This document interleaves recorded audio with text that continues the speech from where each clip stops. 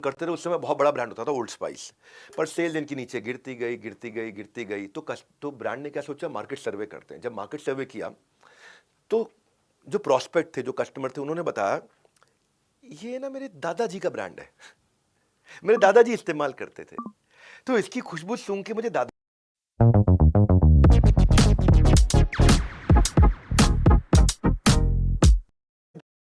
हाँ यार, ब्रांड इतना पुराना है, खुशबू आज भी वही है, इन दादाजी को खुशबू सूंघी थी ये, आज भी वो स्मेल इसके दिमाग में रह गई है। तो उन्होंने क्या नया कैंपेन लॉन्च किया कि अगर आपके दादाजी ने लगाया नहीं होता ना, और दादी जी को पटाया नहीं होता, तो तुम पैदा नहीं होते बेटा। हाँ, तो थोड़ा मजाक करके कैंपेन चेंज किया, और क्या बोला, इट स्मेल्स लाइक ग्रैंडपा से कर दिया smells like a man, a man. Sales 27% अगले क्वार्टर में बढ़ी। क्यों? क्योंकि समझे कि गड़बड़ क्या थी। अगर आपको भविष्य को जीतना है तो आपको इतिहास को थोड़ा जानना पड़ेगा। मैं और आसान तरीके बताता हूँ, कई सारे तरीके बताऊंगा कि मार्केट को समझा कैसे जाता है। एक company called Starbucks, Starbucks largest coffee house chain है, आप जानते हैं। पिछले 12 सालों में स्टारबक्स ने एक मॉडल शुरू किया मिस्ट्री शॉपिंग, मार्केट को समझने का। मिस्ट्री शॉपिंग क्या होता है? मिस्ट्री शॉपिंग होता है, ये इन्होंने एक टीम बनाई और वो टीम इनके स्टोर पे जाती है, और वो टीम आउटसोर्स टीम है, बाहर की टीम है। जैसे पुराने समय में राजा महाराजा हुआ करते थे ना, वो भेष बदल के प्रजा के बीच में जाके चेक करते थे प्रजा सुखी है कि नहीं, ऐसे ही भेष बदल के ये टीम को भेजते हैं, जो जाकर के एक एक एक आउटलेट पे 4 बार जाएगी। एक सुबह के टाइम पे, और फीडबैक नोट करते रहेगी चुपचाप। दूसरा, जब शाम को आउटलेट बंद हो रहा हो। तीसरा, जब आउटलेट बहुत बिजी हो। चौथा, जब आउटलेट एकदम खाली पड़ा हो। तो 4 समय पे अलग अलग जाते हैं और जाकर के वहां की क्लीनलीनेस चेक करते हैं, पार्किंग चेक करते हैं, अंदर का बाथरूम हाइजीन चेक करते हैं, स्टोर हाइजीन चेक करते हैं, देखते हैं पेस्ट्री फूड वगैरह ठीक से लेबल लगा है कि नहीं लगा, चेक करते हैं कि काउंटर क्लटर फ्री है या काउंटर थोड़ा गंदा हो गया है, चेक करते हैं कि एंट्री पे वेलकम किया कि नहीं किया गया स्टारबक्स में। मेरे को तो नोट बनाते रहते हैं, नोट्स बनाते रहते हैं। एग्जिट पर निकलते वक्त देखते हैं कि भाई स्टारबक्स की टीम ने मुझे थैंक यू बोला कि नहीं बोला, ये खाली बैठा हुआ हूं मैं तो कोई आके ऑर्डर ले रहा नहीं ले रहा, ऑर्डर को रिफिल को पूछा कि नहीं पूछा, स्माइल कितना किया, मेरा नाम याद रह गया नहीं रह गया, कितने कर्टियस हेल्पफुल है, टर्न अराउंड टाइम चेक करते हैं, कितनी जल्दी ऑर्डर मेरा फुलफिल हो रहा है, स्टाफ का बिहेवियर चेक करते हैं। तो स्टारबक्स जो है ना, ये भी कहता है कि जो टीम है उसको बोलते हैं जब बहुत ज़्यादा भीड़ हो ना तो गलत क्रेडिट कार्ड पकड़ा देना, तो सामने वाला झुंझुलाएगा, नहीं झुंझुलाया तो एक काम करो, एक नॉन फंक्शनल डेबिट कार्ड दे दो। अब तीसरे में फिर कैश देना हो तो $1 का खर्चा हो या $2 का खर्चा हो तो $100 का नोट देना, देखो कैसे बिहेव करते हैं। नहीं, उसके बाद फिर फाइनली उनको सही अमाउंट दे देना, और उसके बाद देखो कि वो रिसीट यानी कि रसीद दे रहा है कि नहीं दे रहा। ये सारी चीजें चेक करते थे और उसके बेसिस पे कस्टमर एक्सपीरियंस इंप्रूव करते थे। क्यों? क्योंकि फीडबैक लेके, इसको बोलते हैं मार्केट रिसर्च। भैया मैनुअल जरूर खोल के रखना, फिर याद दिला रहा हूं, बार बार नहीं याद दिलाऊंगा, पीडीएफ से काम नहीं चलेगा, प्रिंट आउट लेके रखो हर बारी, हर एक सेक्शन पे प्रिंट आउट अपने सामने रखो, क्योंकि स्क्रीन पर आपको पेज नंबर डिस्प्ले होता जा रहा है, और मैं अपनी स्पीड से बोलते जाऊंगा, फिर आप मिस कर जाओगे, बाद में मैनुअल के साथ आप अच्छा समझ जाओगे, वहीं पर आप अपना स्क्रिबलिंग करते रहोगे। फिर क्या है, एक होता है convenience over cost versus cost over convenience. कुछ कस्टमर है वो कॉस्ट से टेंशन नहीं, उनको कन्वीनियंस चाहिए। कुछ कस्टमर है अरे कन्वीनियंस दो ना दो भैया, पैसा कम लगना चाहिए। आपका कस्टमर कौन है उसका मार्केट रिसर्च करो। जैसे स्केचर जूता होता है, स्केचर जूता क्वालिटी में अच्छा नहीं है, अगर रनिंग करोगे स्केचर जूता पहन के ना, स्पोर्ट्स का जूता होता है, 5-6 हज़ार रुपए का जूता आता है, और एवरेज 7 हज़ार रुपए का, वो फट जाता है जल्दी। वो जाना जाता है कंफर्ट के लिए, क्योंकि उसका जो सोल है अंदर, पतावा होता है जो अंदर, वो बहुत कंफर्टेबल होता है, मेमोरी फोम होती है उसमें।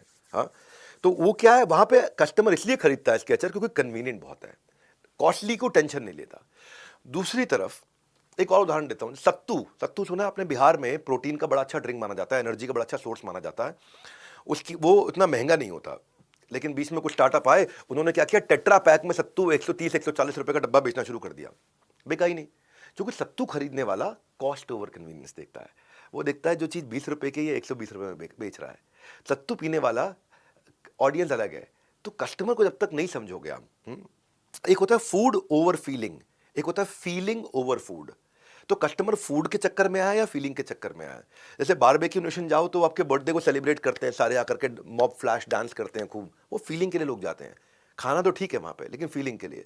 लेकिन अब वैष्णो भोजनालय जाओ तो वहां पे ए रामू लगाए पराठा भैया क्या कर ले, हाँ, तो वो जो है वहां पे फूड इंपॉर्टेंट है, वो उनको फीलिंग वीलिंग नहीं है। वो कैसा भी है आकर के गमछा लेकर के क्या खाएंगे, बटर मसाला, ये मसाला वो मसाला, सब बोलता है ना वो ऐसा। तो वो वहां पे ना ऑर्डर आपसे प्यार से नहीं भी लेगा, लेकिन तो भी आ जाते हैं, क्योंकि वो ऑडियंस अलग है। तो अपने कस्टमर को पहचानना है। और ऐसे कन्वीनियंस क्रिएट करनी कि आप उसकी ज़िंदगी में नेसेसिटी बन जाओ। जहाँ कस्टमर पहले आता है, वहाँ कस्टमर जीवन भर रह जाता है। कंज्यूमर बिहेवियर की एक और कहानी सुनाता हूँ। लिस्टरीन नाम का प्रोडक्ट है, लिस्टरीन। डॉक्टर जोसेफ लॉरेंस ने डेवलप किया था 1879 में। लिस्टरीन, लिस्टरीन जिससे माउथ वॉश किया जाता है आज की डेट में। तो वेस्ट में इसको बहुत पॉपुलैरिटी मिली। क्यों वेस्ट में पॉपुलैरिटी मिली? क्योंकि जो डॉक्टर जोसेफ ये जानते थे कि यहाँ पे इस देश में kissing, lip to lip kissing बहुत चलता है। तो वहाँ पे किस करने से पहले इसको इस्तेमाल करने को ब्रांड किया गया, उनके देश में बहुत चल गया, बहुत चला। इंडिया में 1920s में आया, फेल हो गया। क्योंकि किस करना पब्लिक में, तो तब पहले की पिक्चरों में भी दो फूल टकराते हुए दिखा दिया करते थे, है कि नहीं? वो ये गलत माना जाता था कि किसिंग से पहले आप इसको यूज करो। तो मतलब, तो बाद में उन्होंने रीलॉन्च किया लिस्टरीन को। एक जर्म्स जो होते हैं, जो माउथ कॉजिंग, जिससे बैड ब्रेथ होता है, उसके क्योर के लिए इसको लॉन्च किया गया। हेलिटोसिस बोलते हैं इस बीमारी को। और जब तब लेकर के आए, आज भी लिस्टरीन को antiseptic treatment for bad breath की तरह यूज करते हैं। इसलिए नहीं कभी पोजीशन किया गया, भारत है ये। भारत में ये नहीं बोलेंगे कि आपको किसी लड़की को किस करना है तो पहले लिस्टरीन यूज करो ना, आज भी नहीं करते वो। तो ये कस्टमर को पहचानने के तरीके हैं। आज कई बार ये भी होता है, इतना इंटेलिजेंट होते हैं कि भाई आज ये प्रोडक्ट नहीं चलेगा, लेकिन इसकी तैयारी अगर मैं सस्ते में कर लूँ, आज से कुछ कुछ साल के बाद चल जाएगा। जैसे मैं आपको एक एग्जांपल देता हूँ, आज कहानी, आज बहुत सारी केस स्टडी देने वाला हूँ। इतनी लर्निंग, इतनी सारी केस स्टडी, इतनी स्पीड से, इसमें एक एक केस स्टडी में, एमबीए में एक एक लेक्चर में एक केस स्टडी नहीं दे करा पाते हैं। मैं आपको कम से कम 20 कहानियां केस स्टडी सुनाऊंगा आपको आज मैं ही। एक है टाइमिंग बेस्ड पोजिशनिंग स्ट्रैटेजी, जिसको बोलते हैं प्रिडिक्टिव अडॉप्शन। इसमें मैं बिस्लरी की कहानी सुनाऊंगा। बिस्लरी आज सिनोनिम है पानी के साथ में।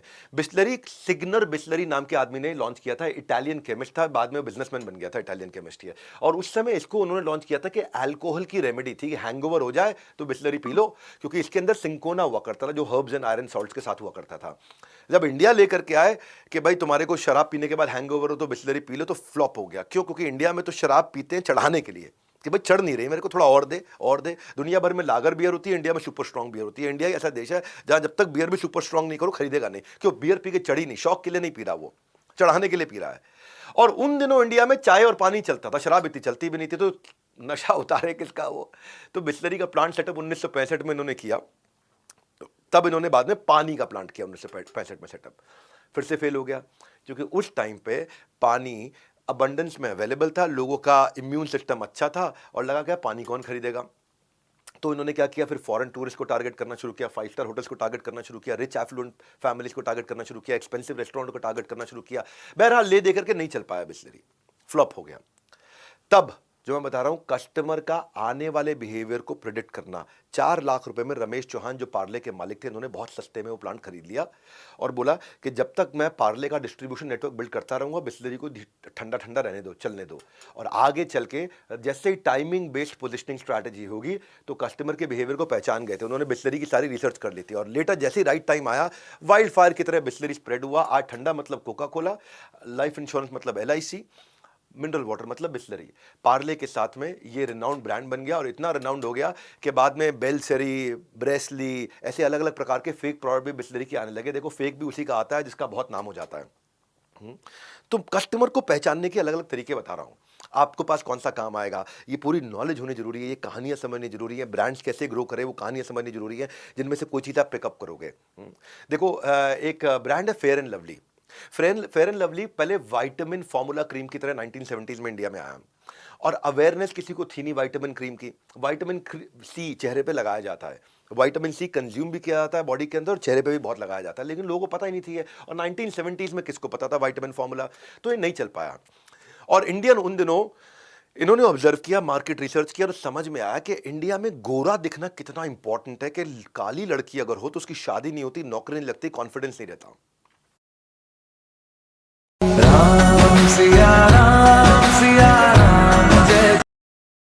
इतना ऑब्सेशन था कि हमारे यहाँ तो बच्चे भी गुड़िया गोरी खरीदते हैं, काली नहीं खरीदते।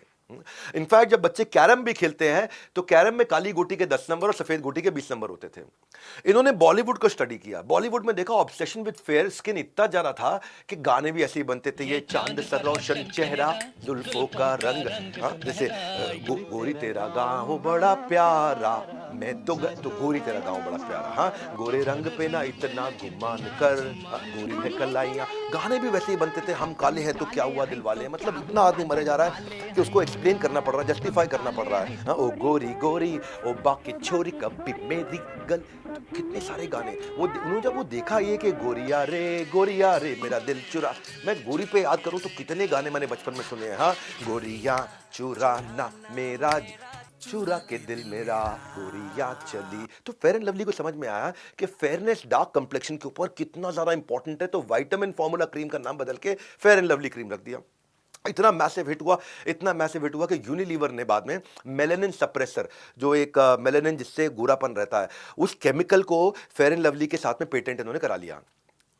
और 80% मार्केट शेयर फेयरनेस क्रीम का कैप्चर कर लिया। बाद में multivitamin, anti marks, winter care, natural glow, Ayurveda, sun protection, fair, कितने सब में घुस गए।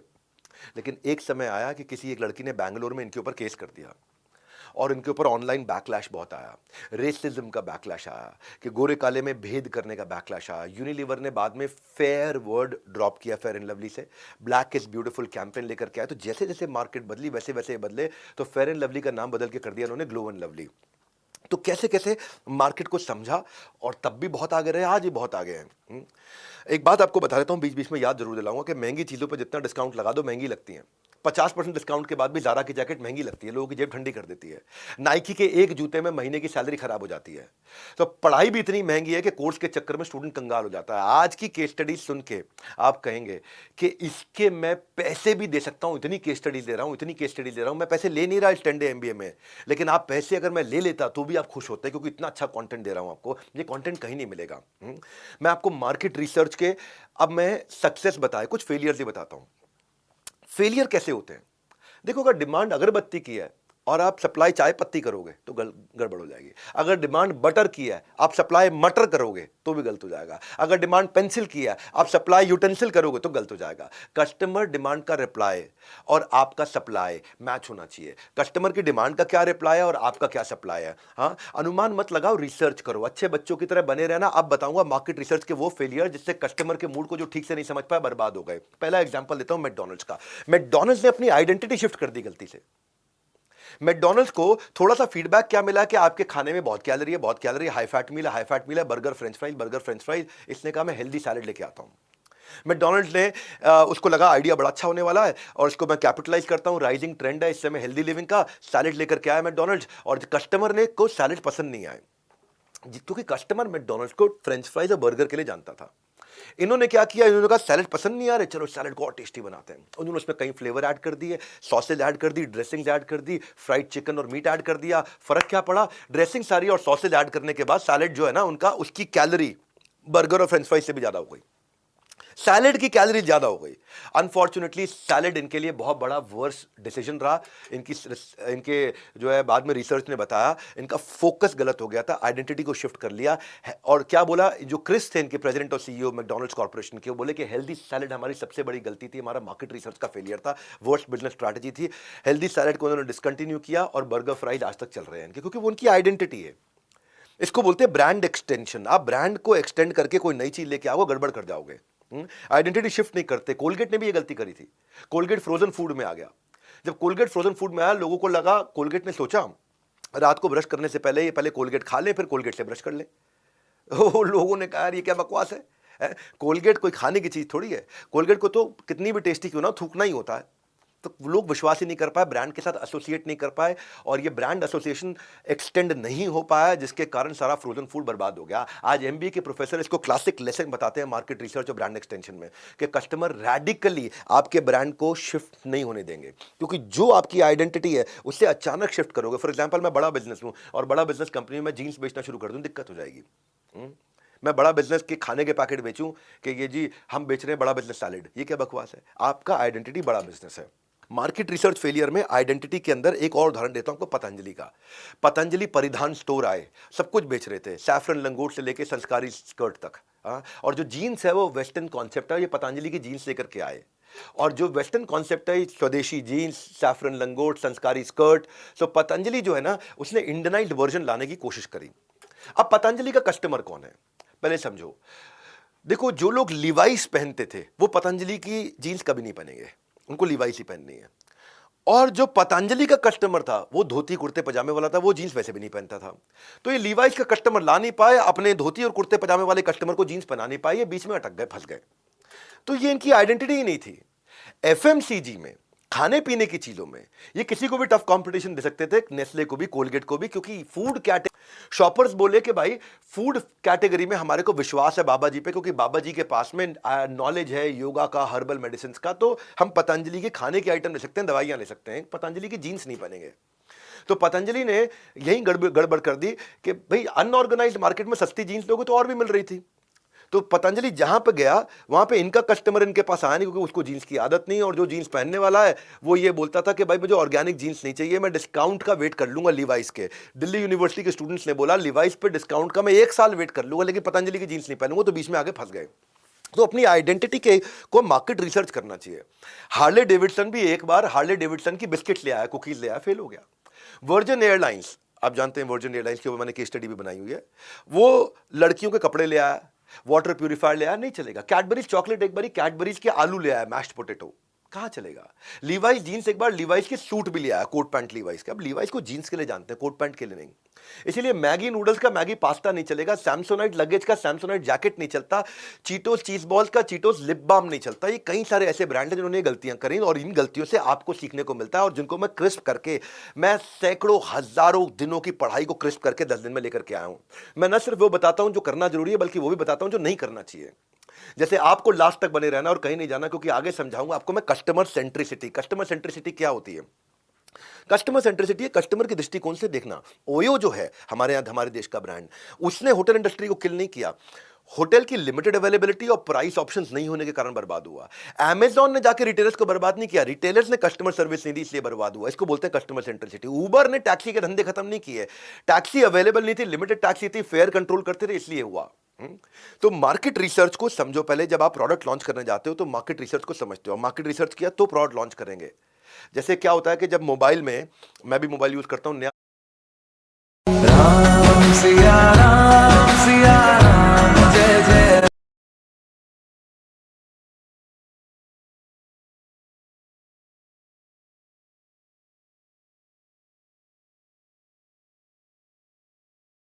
अरे भैया नया अपडेट ले लो, तो पीछे रह के कौन पछताना चाहता है।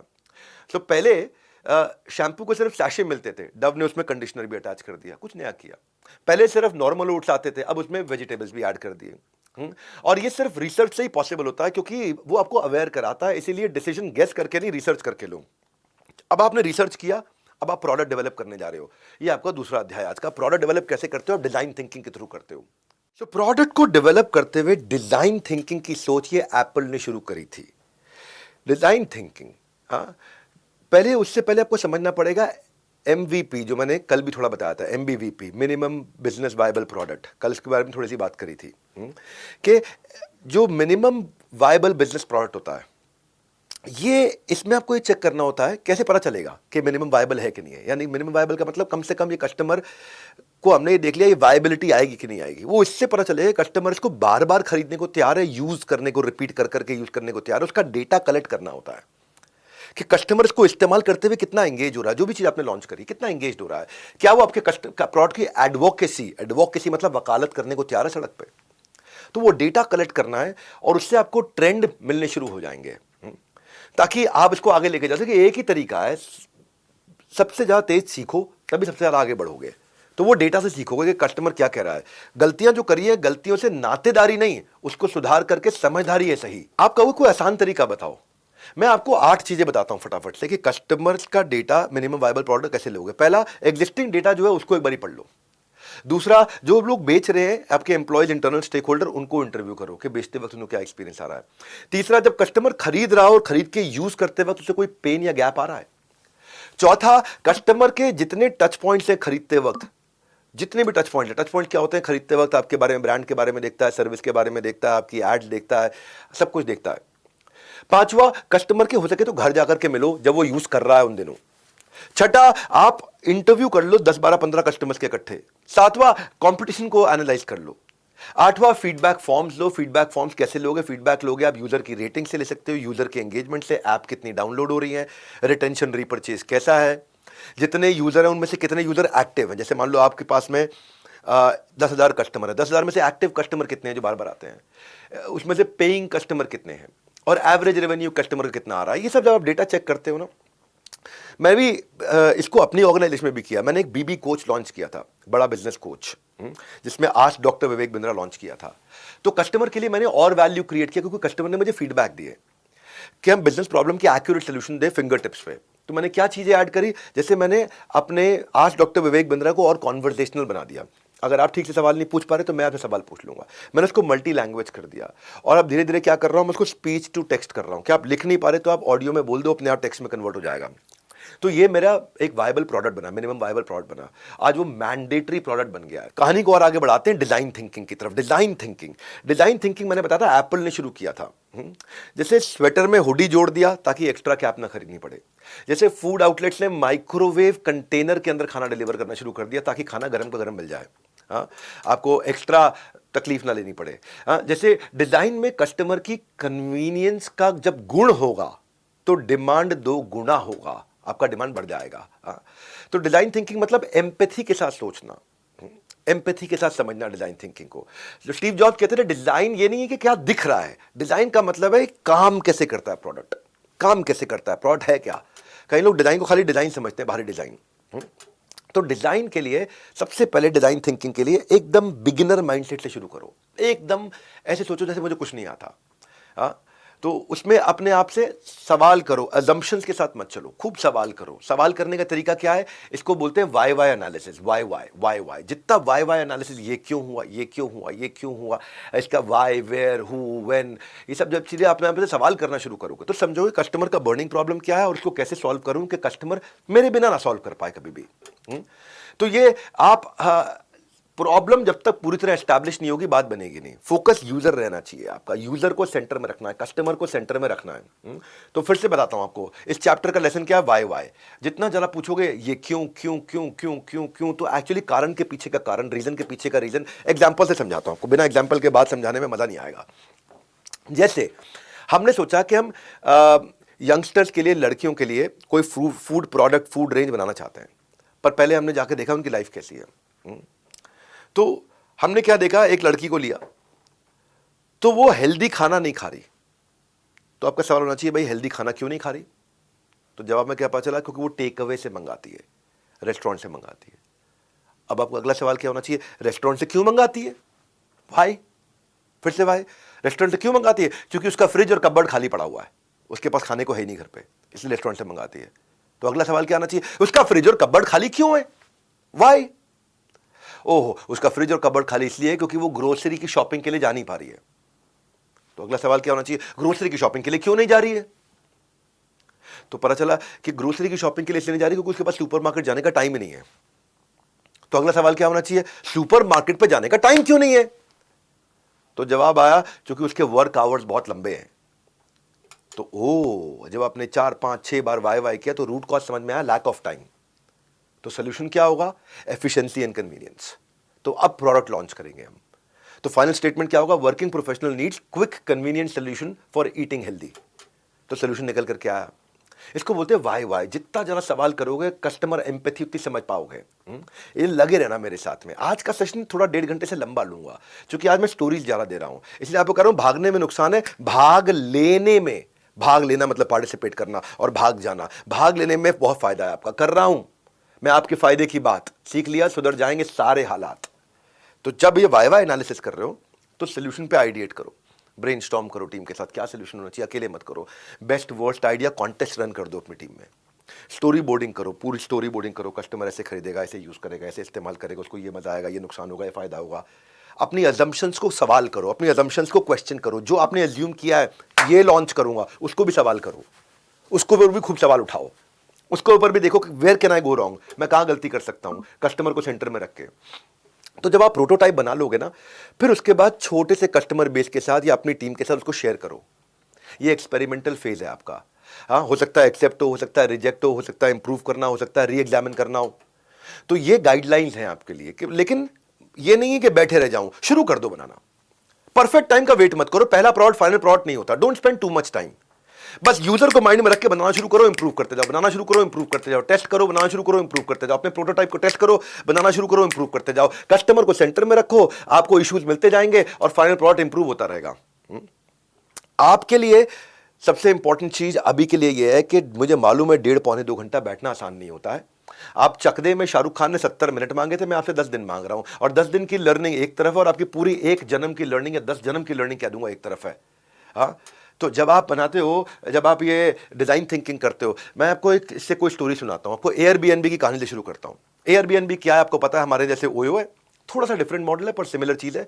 बिगेस्ट ऑनलाइन रेंटल है, होम का, होटल का, अपार्टमेंट्स का, home stay across the world सबसे ज्यादा बेचता है।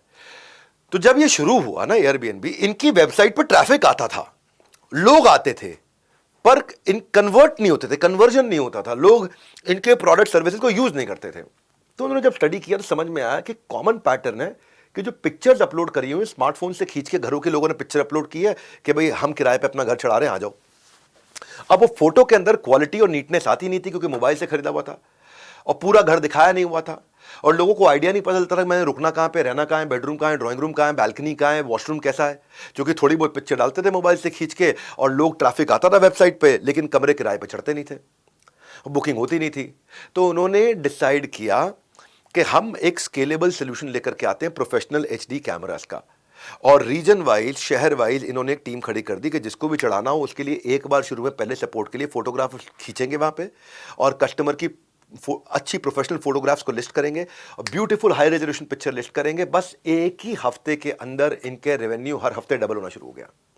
क्यों? क्योंकि अंदर घुसे थे, है ना, अंदर घुसे। नहीं तो क्या करते गलती, और ऐड लगाते और ट्रैफिक आता फिर कन्वर्ट नहीं होता, और ऐड लगाते और ट्रैफिक आता कन्वर्ट नहीं होता, बहुत नुकसान में चले जाते हैं।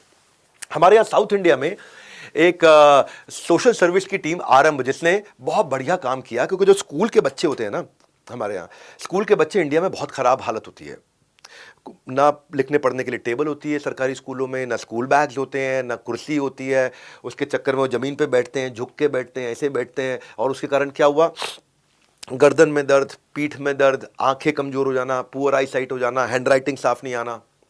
तो उन्होंने कहा पैसे नहीं है हमारे पास में, लेकिन हमें क्या प्रोडक्ट लेकर के आए जो इकोनॉमिकली वायबल हो और बड़े स्केल पे प्रोड्यूस कर सकें। तो आरंभ ने क्या किया, इस प्रॉब्लम को ध्यान से समझा और बच्चों को देखा कैसे बैठेंगे, उनके लिए कैसे काम चलेगा। तो गत्ते इन्होंने कार्टन्स, कॉर्पोरेट से, रिटेलर से, कॉर्पोरेट हाउसेज से, रिटेल आउटलेट से यूज्ड कार्टन्स देने शुरू करे, गत्ते के कार्टन होते हैं ना, और उनको फोल्ड करके एक पोर्टेबल राइटिंग डेस्क बना दिया। तो फिर इन्होंने सोचा इससे अभी स्कूल बैग की प्रॉब्लम सॉल्व नहीं हो रही, तो डेस्क तो बन रहा है, तो उन्होंने क्या किया, उसी को ऐसा चेंज किया कि उसी से ही इन्होंने उसको फोल्ड करो तो स्कूल का बैग बन जाए, किताबें डाल दो, और जैसे स्कूल में बैठे तो उसी को फोल्ड करें दोबारा तो वो टेबल बन जाएगी, उसमें बैठ करके लिख सके। तो बच्चों की हैंडराइटिंग भी अच्छी हुई, कमर भी सीधी रहने लगी और उनकी आई साइड भी ठीक रहने लगी।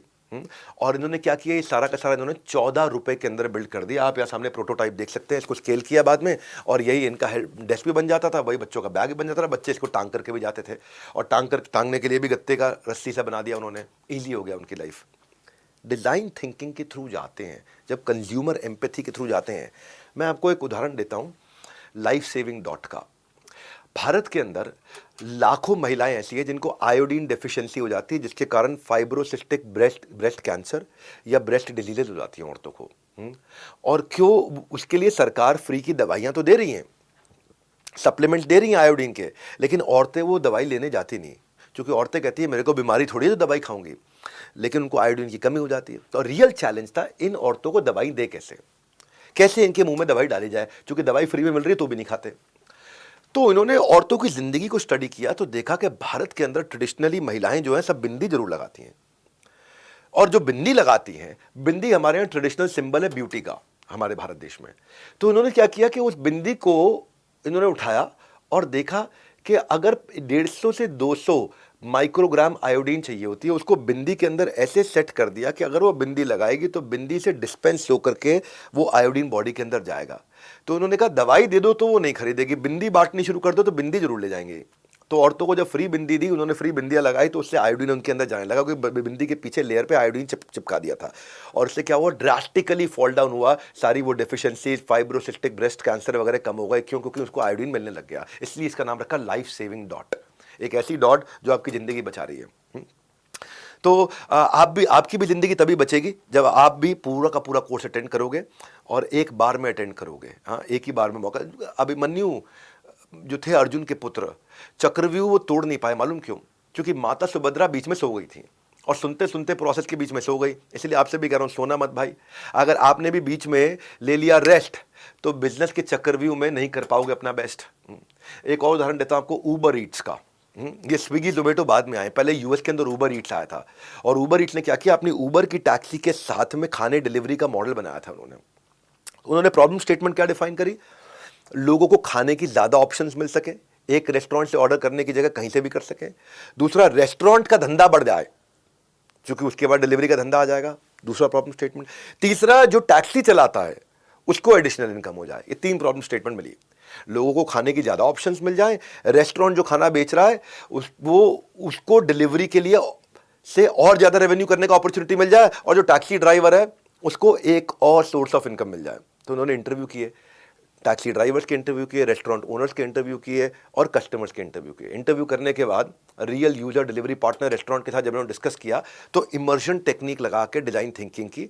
इन्होंने क्या किया, ऑप्शन दिया ड्राइवर को कि अपनी राइड के साथ साथ उसी जर्नी पे वो खाना भी लेके जा सके। तो टेक्नोलॉजी और डिज़ाइन थिंकिंग को जोड़ के ऊबर ईट्स ने इस कॉम्प्लेक्स लॉजिस्टिक्स के सोल्यूशन को, डिलीवरी के सोल्यूशन को सॉल्व किया। तब पहली बार ऊबर ईट्स आया था, उसके बाद यहाँ पे स्विगी जोमेटो वगैरह आए। ये डिज़ाइन थिंकिंग ऐसा अद्भुत कॉन्सेप्ट है ना कि आपने अपने प्रोडक्ट को नहीं बदला लेकिन सर्विस की छोटी सी चीज़ बदली। मेरी अगली कहानी में पिल पैक दवाई घर पे भेजने वाली एक कंपनी थी, और बाद में एक छोटे से इंप्रूवमेंट के कारण डिज़ाइन थिंकिंग के ये कंपनी आज से कई साल पहले $1 बिलियन में बिकी अमेजॉन के पास। पिल पैक जो है, दवाई खाने के तरीके को कस्टमर की ज़िंदगी में घुस के उसको सॉल्व किया। मैं समझाता हूं आपको। हर 7 में से 1 आदमी भारत में ऐसा है जो दिन में कम से कम 3 बार दवाई खाता है, और उसमें से 40% पेशेंट्स ऐसे हैं जो WHO बताता है जो प्रेस्क्राइब्ड मेडिसिन एग्जैक्टली खाते ही नहीं है, भूल जाते हैं, कुछ छूट जाता है, कुछ मिस हो जाता है। और खासतौर से एक उम्र के बाद जब इंसान बूढ़ा हो जाता है तो उसको सारी दवाइयाँ याद रखना मुश्किल रहता है। ये उस जर्नी में घुसे पिल पैक।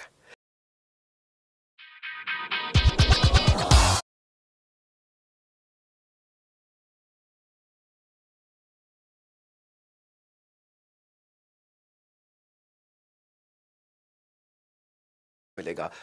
अब मैं आपको अगली कहानी पे लेके जाता हूँ, डिजाइन थिंकिंग पे। नाइकी ने क्या किया, दुनिया भर में नाइकी का डंका चल रहा था, खूब डंका बोल रहा था। पर नाइकी ने क्या चेंज लेकर के आया, ट्रांसपेरेंट शूज लेके आया, ट्रांसपेरेंट पैनल, जिससे अगर किसी को अपनी सॉक्स का दिखावा करना है कि कौन से ब्रांड के अंदर नाइकी की सॉक्स पहनी है तो वो भी दिखाई पड़ सके। तो पूरा जूता ट्रांसपेरेंट था नाइकी का, और वो यूएस में धीरे धीरे फैशन स्टेटमेंट बन गया कि लोगों ने ट्रांसपेरेंट जूते पहनने शुरू कर दिए जिसमें अंदर पैर और अंदर सॉक्स साफ दिखाई पड़ रही थी। अब ये इंडिया में आया, फेल हो गया, क्योंकि इंडिया में लोग छेद वाले मोजे पहनते हैं। इंडिया में कल्चर फैशन से ज्यादा, जो इंडिया में फैशन कल्चर नहीं, किफायत कल्चर है, पैसा बचाना कल्चर है। मौजों में छेद होता है फिर भी पहनते रहते हैं, मौजे पुराने हो गए फिर भी पहनते हैं, मौजे किसको दिखने। हमारे यहाँ कल्चर अलग है। भारत का कल्चर क्या है, यहाँ पे नया सामान इस्तेमाल करने का कल्चर नहीं है। नया सामान घर में पड़ा तो भी नहीं करेंगे। डिनर सेट तब निकलता है घर पे जब मेहमान आते हैं। नई साड़ी तब पहनूंगे जब किसी की शादी होगी। नया सूट किसी फंक्शन में निकालेंगे। नया पर्स पड़ा हुआ, अरे ये किसी को गिफ्ट करने के लिए काम आ जाएगा। और छेद वाले मौजे वो तो पहनते ही हैं, और जब मौजा और पुराना हो जाता है तो उसको सफाई का कपड़ा बनाने के लिए इस्तेमाल करते हैं। इनफैक्ट अभी कुछ समय पहले किंग्स चार्ल्स जो है, किंग्स चार्ल्स 3, उसने भी छेद वाली सॉक्स पहनी थी। लोग खैर बुरा नहीं माने, लोगों ने उसको खैर वही किया कि अप्रिशिएट ही किया कि यार ये तो बड़ा कम खर्चीला आदमी है राजा होने के बावजूद भी। तो नाइकी वापस गया और भारत में जब जूते लेकर के आया तो स्वेट एब्जॉर्बेंट शूज लेकर के आया, क्योंकि भारत के लोगों को पसीना ज़्यादा आता है, यहाँ पे गर्मी ज़्यादा है, यहाँ हीट ज़्यादा है। केवल नॉर्थ के कुछ हिस्से हैं जहाँ पे 3-4 महीने सर्दी रहती है, वरना पूरे देश में लगभग गर्मी ही रहती है। तो उन्होंने स्वेट एब्जॉर्बेंट शूज लेकर के आए। ये क्यों लेकर के आए, कैसे लेकर के आए, इसी को बोलते हैं हम लोग डिज़ाइन थिंकिंग। तो हमने आज के इन अध्यायों में ये समझा कि अब प्रोडक्ट डेवलप कर लिया, प्रोडक्ट डेवलप करने के हमने काफ़ी तैयारी कर ली, तो अब क्या कैटेगरी ठीक है कि नहीं है, कैटेगरी मैनेजमेंट, कैटमैन स्ट्रैटेजी, मेरा तीसरा अध्याय आज का। कैटेगरी मैनेजमेंट को बोलते हैं कैटमैन। देखो, छुट्टियों में जब नानी के घर जाते थे आप कभी, या दादी के घर जाते थे, तो क्या होता था, दादी की तो खैर अपने यहाँ रहती है, नानी के घर जाते थे तो सारे कजन एक कमरे में सोते थे और मम्मी, सारी की सारी मम्मियाँ एक कमरे में सोती थी। रेस्टोरेंट खाने जाओ तो भी यही होता है, वेज वाले सारे एक तरफ हो जाते हैं, नॉन वेज वाले एक तरफ होते हैं, इसको बोलते हैं कैटेगरी मैनेजमेंट। शॉपिंग मॉल में भी यही होता है, फ्रेश अराइवल अलग जगह पड़ा होता है, डिस्काउंट वाला अलग जगह पड़ा होता है। तो आपको भी अपने प्रोडक्ट की कैटेगरी बनानी है। सब हॉच पॉच ना हो, इसीलिए कैटेगराइज कर देते हैं ताकि मेमोराइज करने में आसानी हो सेलर और बायर को भी। ठीक से बांटोगे नहीं तो फिर मिलेगा नहीं ढंग से। तो कैटेगरी मैनेजमेंट में बेसिकली मैं आपको आज 12 पॉइंट बताने वाला हूं।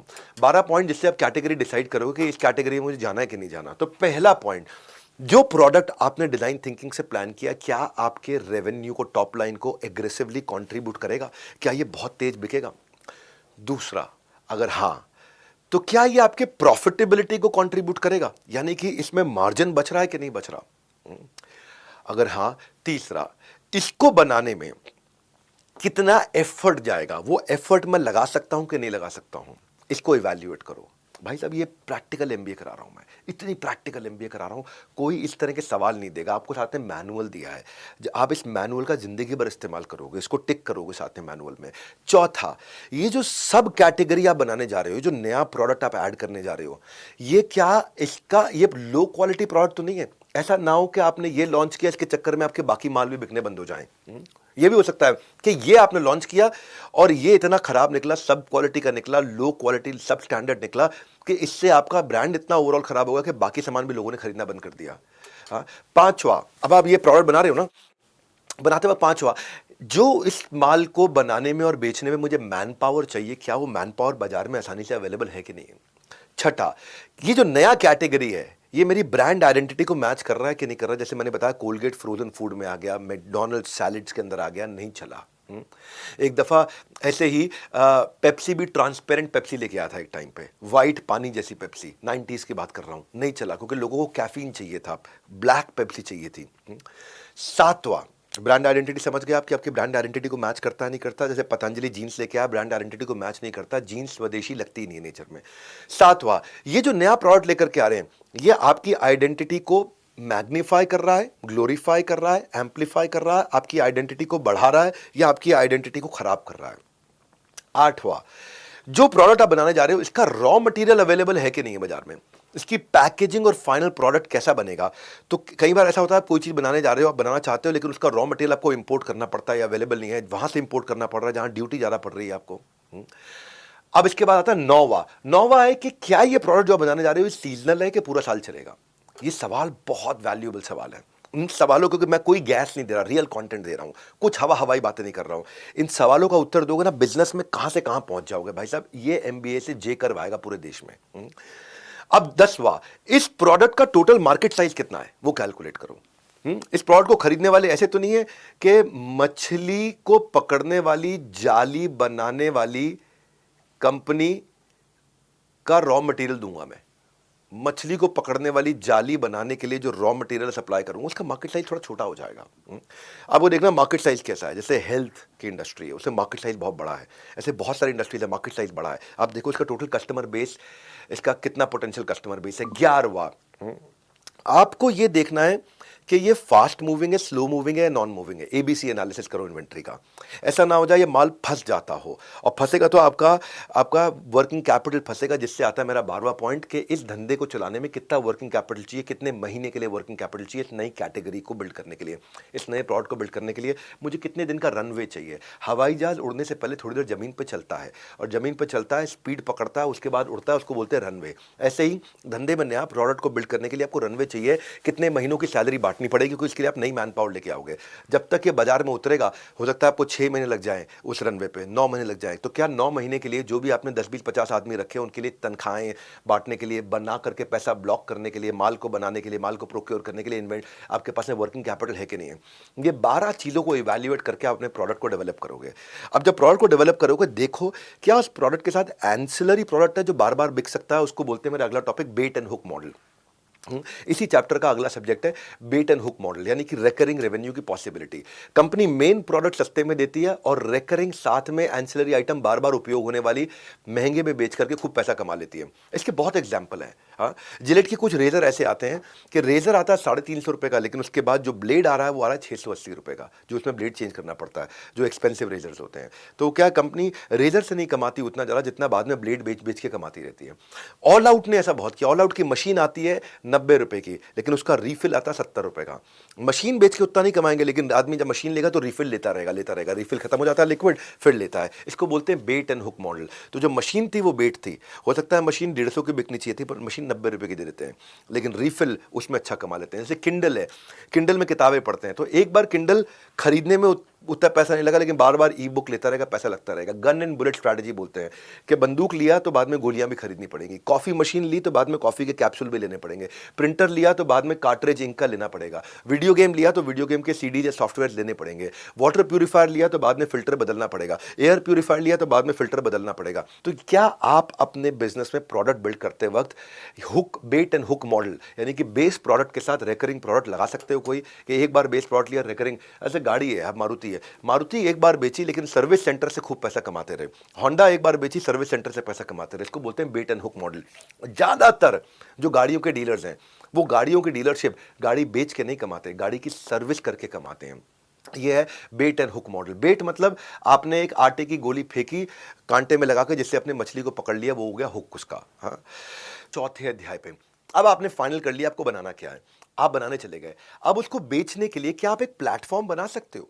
प्लेटफॉर्म को क्या बोलते हैं? Platform based product, digital platform based product, जिसमें इकोसिस्टम बन जाए, कनेक्टिंग द अनकनेक्टेड। क्या अर्थ हुआ? बड़ा टेक्निकल, बहुत प्यारा टॉपिक है। इस टॉपिक के ऊपर एक सेमेस्टर हार्वर्ड में पढ़ाया जाता है।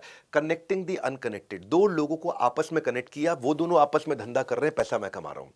इसको बोलते हैं मल्टी साइडेड ट्रांजैक्शन। आज तक क्या होता था? माल दो पैसा लो, माल दो पैसा लो, माल दो पैसा लो, मैंने उसको सामान दिया, उससे पैसा लिया। इसको क्या बोलते हैं? ये बोलते हैं पाइप बिजनेस। एक होता है प्लेटफॉर्म बेस्ड बिजनेस। ध्यान से सुनना, बहुत अमेजिंग कंटेंट दे रहा हूं। एप्पल प्लेटफॉर्म है, अल्फाबेट यानी गूगल प्लेटफॉर्म है, अमेजॉन प्लेटफॉर्म है, फेसबुक प्लेटफॉर्म है, माइक्रोसॉफ्ट प्लेटफॉर्म है।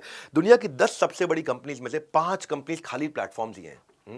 बल्कि दुनिया में 7 सबसे बड़ी कंपनीज में से 5 प्लेटफॉर्म है।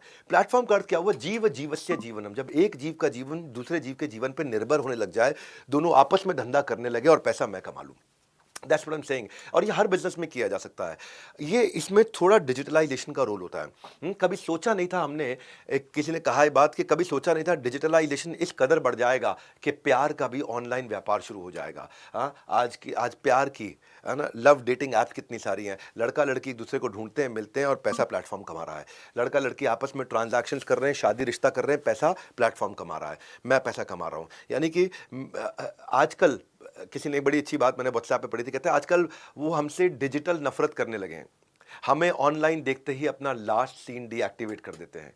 डिजिटल वर्ल्ड इतना बढ़ गया है कि जो लोकतंत्र के जो 4 डेमोक्रेसी के 4 पिलर हुआ करते थे, क्या? लॉ, एडमिनिस्ट्रेशन, जुडिशरी और मीडिया। अब 5वां पिलर आ गया डिजिटलाइजेशन। कि बच्चों को भी जब भूख जो है वो सब्जी से नहीं पबजी से मिटती है। सोशल मीडिया जब नहीं था तो लोग सोशल हुआ करते थे। पहले ज़माने में सुबह उठते ही लोग बीवी को देख के करते थे स्माइल, आज के ज़माने में उठते के साथ हाथ में पकड़ लेते हैं मोबाइल। ये है डिजिटलाइजेशन। डिजिटल जो है कॉस्ट इफेक्टिव हो गया, ज़्यादा कस्टमर पे पहुंच सकते हो। डिजिटल से आरओआई ज़्यादा आता है, रिटर्न ऑन इन्वेस्टमेंट। डिजिटल एक ऑटोमेटेड एफिशिएंट प्रोसेस है, स्ट्रीमलाइन प्रोसेस है, हायर प्रोडक्टिविटी आती है। डिजिटलाइजेशन में पोटेंशियल है जो आपका 90% ऑपरेशनल एक्सपेंस को बचा सकता है।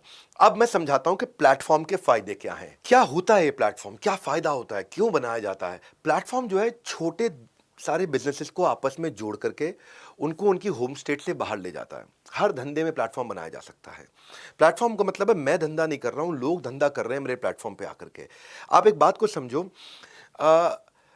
घुड़सवारी रेस कोर्स में रेसेस लगती हैं, जुआ खेला जाता है, सट्टा खेला जाता है कसिनो के अंदर, रेस कोर्स में सट्टा खेला जाता है। याद रखना, सट्टा खेलने वाला कभी नहीं कमाता, सट्टा खिलाने वाला कमाता है। असली कमाई किसकी होती है? कसिनो के मालिक की होती है। कसिनो में खेलने वाले की हो या ना हो कोई कंफर्म नहीं है। रेस कोर्स में घोड़ा दौड़ाने वाले की कमाई हो ना हो, 12 घोड़ों में से एक जीतेगा। लेकिन जिसका रेस कोर्स है वो जरूर कमाएगा। तो ये होता है प्लेटफॉर्म। प्लेटफॉर्म एफिशिएंसी इंप्रूव कर देता है, लोगों को कॉम्पिटिटिव बना देता है और अनकनेक्टेड लोगों को आपस में कनेक्ट कर देता है। प्लेटफॉर्म का एक रूल क्या होता है? प्लेटफॉर्म का रूल होता है एक्सटर्नलाइजिंग द इंटरनल कॉस्ट। जो खर्चा मुझे करना था आज कोई और कर रहा है।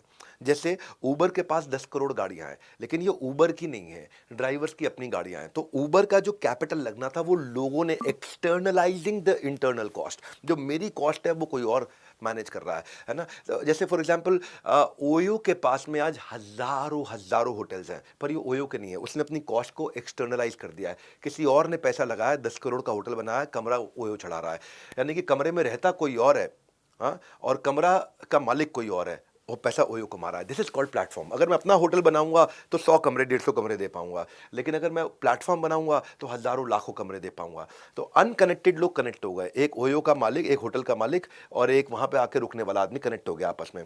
प्लेटफॉर्म जो है वो जोग्राफिकल बैरियर्स को ख़त्म करता है, लोगों को आपस में कनेक्ट करता है। मैं जो कंटेंट दे रहा हूँ ना, अगर यहाँ अटेंशन दोगे तो कस्टमर रिटेंशन के लिए सोचना नहीं पड़ेगा। जितनी दोगे अटेंशन उतना रहेगा आपके पास कस्टमर रिटेंशन। तो कॉपी पेन लेकर के बैठिए, लिखिए एक एक बात, याद रखना फ्री में तो दोबारा नहीं होने वाला रिपीट टेलीकास्ट। अब प्लेटफॉर्म बनाने के लिए कहानी को आगे बढ़ाता हूं। आपको दो हिस्से समझने जरूरी हैं। एक हिस्सा होता है सप्लाई साइड, एक होता है डिमांड साइड। अब आपको दोनों में से किसी एक को अपना बनाना पड़ता है, या सप्लाई साइड को या डिमांड साइड को। जैसे अमेजॉन है, अमेजॉन में सप्लाई साइड पे सेलर आ गए, डिमांड साइड पे बायर आ गए। तो अमेजॉन ने किस पे मेहनत करी? अमेजॉन कस्टमर लाने पे मेहनत किया, बेचने वाले अपने आप आ गए। समझ पा रहे मेरी बात? कस्टमर लाने पे अमेजॉन ने मेहनत किया, बेचने वाले अपने आप आ गए। जैसे बुकिंग.com है, बुकिंग.com पे सप्लाई साइड क्या? होटल और एयरलाइंस। डिमांड साइड क्या? ट्रैवलर, जिसको ट्रैवल करना है, जिसको होटल में जाकर रुकना है। तो अब बुकिंग.com ने क्या किया? कस्टमर ले आया, होटल का कमरा चढ़ाने वाले अपने आप चुपचाप आ गए, सस्ते में भी होटल का कमरा चढ़ा दिया। गूगल पे दो साइड हो गई, सप्लाई साइड हो गई वेबसाइट का मालिक, डिमांड साइड हो गई रीडर, जिसने पढ़ना है। अब गूगल पढ़ने वालों को ले आया, लिखने वाले अपने आप आ गए। तो आपको दोनों जगह मेहनत नहीं करनी, आपको सोचना है मुझे किसको लेके आना है, दूसरा अपने आप आएगा। मेरे को याद है बचपन में मैं अपने दोस्त के साथ में, स्कूल खत्म होने के बाद कॉलेज में था, वो पहली बार क्लब लेके गया मेरे को, नाइट क्लब। दिल्ली में एक होटल हुआ करता था, अभी भी है, हयात रेजेंसी। उसमें बेसमेंट में क्लब होता था, जिन्स, डी जिन्स लिखता था, डी साइलेंट होता था, जिन्स। वो जिन्स में हम गए, तो हमने बोला भाई हम भी क्लब में आएंगे आज, पहली बार गए थे, अभी कॉलेज में आए ही थे। उसने कहा ठीक है आइए। तो हमने पूछा क्या फीस है? तो उसने कहा लड़कियों के लिए फ्री है, कपल के लिए 2,000 रुपया है, और स्टैग एंट्री का 4,000 रुपया, लड़का अकेला आएगा 4,000 रुपया है। तो हम कहा यार ये इतना भेदभाव क्यों, लिंग के आधार पे? लड़कियों के लिए फ्री और लड़कों के लिए 4,000 रुपये, ऐसा क्यों? कपल 2,000 में जा रहा है।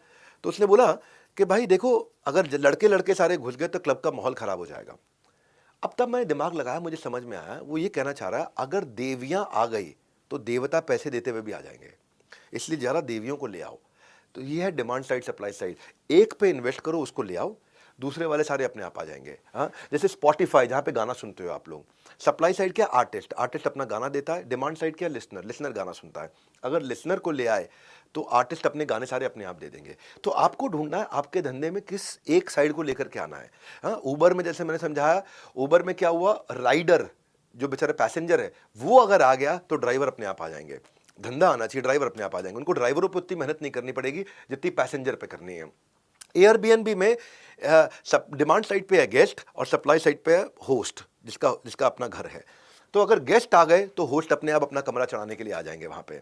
तो आपको देखना है पहले सारे स्टेक होल्डर लिख लो, आपके धंधे में कौन कौन स्टेक होल्डर है और उन स्टेक होल्डर की कौन सी बर्निंग प्रॉब्लम है जो प्लेटफॉर्म सॉल्व करता है।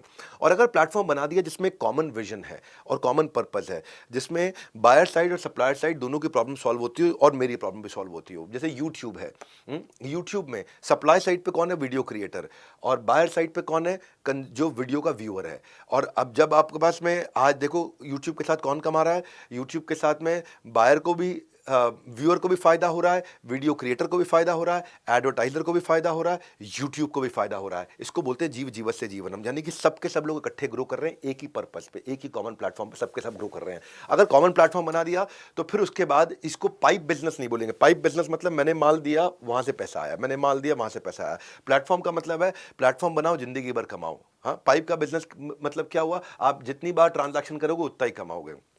और यही चीज़ को सबसे पहले अमेरिकन्स ने समझा था और ब्लॉकबस्टर को नेटफ्लिक्स ने खत्म किया। ब्लॉकबस्टर बहुत बड़ी कंपनी थी जो डीवीडी सीडी रेंटल कंपनी हुआ करती थी, लेकिन वो प्रॉफिट कैसे कमाती थी? किसी ने सीडी देर से वापस किया तो प्रॉफिट कमा लिया। नेटफ्लिक्स प्रॉफिट कैसे कमाता है? एक्स्ट्रा सर्विस देके कमाता है। नेटफ्लिक्स एक प्लेटफॉर्म बन गया। हाँ, तो इसलिए क्या हुआ, ब्लॉकबस्टर एक स्टोर में खुलता था, जितने ज़्यादा स्टोर खोलोगे उतना चलेगा। लेकिन नेटफ्लिक्स क्या था? कन्वीनियंस ऑफ होम, आप घर से ही नेटफ्लिक्स से मूवी देख सकते हो। यही फर्क पड़ता था। तो ब्लॉकबस्टर में जाकर के आपको ढूंढनी पड़ती थी कौन सी सीडी लूँ, कौन सी सीडी लूँ। नेटफ्लिक्स में आपके इंटरेस्ट के हिसाब से नेटफ्लिक्स खुद ही दिखा देता है आपको। वो सीडी डीवीडी बेचते थे, ये इंटरनेट पे चलता था। वहां पे सीडी टूट सकती थी, यहाँ पे कोई ऐसा चक्कर नहीं है कि नेटफ्लिक्स के अंदर कोई मूवी टूट जाएगी आपके लिए। आज देखो ब्लॉकबस्टर जो है, ब्लॉकबस्टर का एक आखिरी स्टोर बचा है अमेरिका के अंदर, और नेटफ्लिक्स दुनिया की सबसे लार्जेस्ट स्ट्रीमिंग सर्विस बन चुकी है वर्ल्ड के अंदर। यही फर्क था। ब्लॉकबस्टर क्या करता था? सीडी देता था, पैसा लेता था, सीडी देता था, पैसा लेता था। नेटफ्लिक्स ने प्लेटफॉर्म बनाया, जिंदगी भर कमाया। ये फर्क है जो मैं आपको बता रहा हूँ। प्रोडक्ट बनाते वक्त किन चीज़ों का ध्यान रखना चाहिए, ये है रियल MBA। हाँ, जब आप मैंने ओला उबर का एग्जांपल समझाया और टैक्सी का एग्जांपल समझाया। नॉर्मल जो टैक्सी स्टैंड पे होती थी उसमें लिमिटेड गाड़ियां अवेलेबल है, लेकिन ओला उबर में अनलिमिटेड है। टैक्सी में आप वही लेके जा सकते हो जो गाड़ी अभी है, लेकिन ओला उबर में आप क्या कर सकते हो? सेडान, XUV, लग्जरी कोई भी गाड़ी ले सकते हो। प्लेटफॉर्म बना दिया। तो नॉर्मल टैक्सी में क्या है? सेफ्टी इशू है, लोकल ड्राइवर है, पता नहीं क्या करेगा रास्ते के अंदर। लेकिन ओला उबर में क्या है? बैकग्राउंड चेक होता है, ड्राइवर के साथ में सारे बैकग्राउंड वेरिफिकेशन सब हो चुका होता है, सेफ्टी रहती है। बाकी ट्रेडिशनल टैक्सियों में क्या है? कोई फीडबैक तो दे नहीं सकते आप। फीडबैक दोगे तो भी क्या होगा? मालिक के पास जाएगा, मालिक क्या कर लेगा उसमें। लेकिन यहाँ पे जो है ओला उबर है, वहां फीडबैक न केवल हाथ के हाथ दिया जाता है, रेटिंग दी जाती है, उस पर एक्शन भी लिया जाता है। इसीलिए ये जो प्लेटफॉर्म से फर्क कितना है डिजिटलाइजेशन से, वहां पे आपको वेटिंग करनी पड़ती है, बुकिंग करनी पड़ती है, टैक्सी वाले के पास जाना पड़ता है। यहाँ कोई वेटिंग नहीं है, बटन दबाओ ओला आई, बटन दबाओ ओला आई। यहाँ पे आपको कैश तुरंत देना पड़ता है, वह कैशलेस है, डेबिट कार्ड अपने आप पैसा अपना निकल जाएगा। यहाँ पे आपको टैक्सी स्टैंड पे जाने की जरूरत नहीं है। तो आज 10 करोड़ ऊबर की गाड़ियां हैं 80 देशों के अंदर, और $63 बिलियन का मार्केट कैप बन गया है। ये मैं फर्क बता रहा हूं, माल दो पैसा लो वर्सेस प्लेटफॉर्म बनाओ, जिंदगी भर कमाओ। आपको कह रहा हूं, कुछ बनने के लिए बने रहना पड़ता है। कंसिस्टेंसी हो तो पानी की जो धार है, पानी की धार भी पहाड़ को काट देती है। और ऐसे ही कंसिस्टेंसी 10 डे MBA प्रोग्राम में दिखाओ, बिजनेस की कोई भी परेशानी आपको कभी परेशान नहीं कर पाएगी। तो क्या सीख रहे हैं हम लोग, क्या टॉपिक चल रहा है हमारा, और आगे बढ़ाते हैं। माल दो पैसा लो वर्सेस प्लेटफॉर्म बनाओ, जिंदगी भर कमाओ। बुक स्टोर और किंडल का एग्जांपल से लेते हैं, बार बार समझते हैं। देखो आज बुक स्टोर में लिमिटेड ही किताबें होंगी, पर किंडल में हजारों लाखों सारी दुनिया की किताबें हैं। बुक स्टोर आपकी जगह घेरेगा, किंडल जगह नहीं घेरता है। बुक स्टोर से किताब पढ़ोगे, आंखों पे स्ट्रेन होगा, किंडल में फॉन्ट बड़ा कर सकते हो। बुक स्टोर का क्या चक्कर है? किताब को खरीदोगे फिजिकली, बुक स्टोर में जाके फट सकती है, किंडल में कभी हमेशा स्टोर्ड रहेगी। बुक स्टोर में आपको डिक्शनरी अलग से लेके खोलनी पड़ती है, किंडल में इनबिल्ट डिक्शनरी है। बुक स्टोर आपको लोकल ऑडियंस को कैटर करेगी, ये ग्लोबल कैटर करेगी। बुक स्टोर में पढ़ना मैंडेटरी है, यहाँ पे आप ऑडियो भी सुन सकते हो, किताब को सुन भी सकते हो। बुक स्टोर से किताब लेकर के आए, लॉन्ग डिस्टेंस फ्रेंड को नहीं भेज सकते आप अमेरिका यूरोप, यहाँ पे तो यूजर आईडी पासवर्ड शेयर किया पहुंच गए। तो आज अमेजॉन के पास 50% से ज्यादा प्रिंट किताबों का मार्केट शेयर है, 70% से ज्यादा ई बुक का मार्केट शेयर है। मैं ये समझा रहा हूं कि प्लेटफॉर्म बनाओ, जिंदगी भर कमाओ। आगे बढ़ने से पहले चेक कर रहा हूं कि मैनुअल आपने खोल रखा है कि नहीं। स्क्रीन पे साथ में पेज नंबर भी आ रहे हैं, पेज नंबर्स को फॉलो करते रहो और मैनुअल के साथ मैच करते रहो। आप देखोगे कि आजकल property dealers, real estate agent, उन सबके धंधे को भी खराब किया जा रहा है डिजिटल रियल एस्टेट से, क्योंकि वो बेचारे प्रॉपर्टी टू प्रॉपर्टी विजिट कराते हैं। यहाँ पे डिजिटल में 3D पिक्चर से सारा टाइम सेव हो जाता है। उस बेचारे को लिमिटेड नॉलेज होगी अपने इलाके की, Noida sector 135, Noida sector 91, Noida sector 37, लेकिन यहाँ डिजिटल रियल एस्टेट है, न केवल नोएडा बल्कि पूरे भारत के डायनामिक सर्च फिल्टर लगा दिए हैं, प्लेटफॉर्म बना दिया। प्रॉपर्टी चढ़ाने वाला भी आ रहा है, बेचने वाला भी आ रहा है, खरीदने वाला भी आ रहा है। आप ब्रोकर्स पर विश्वास कितना कर लोगे? स्कैम कर सकता है, फूल कर सकता है, ये लीगली प्रोटेक्टेड है।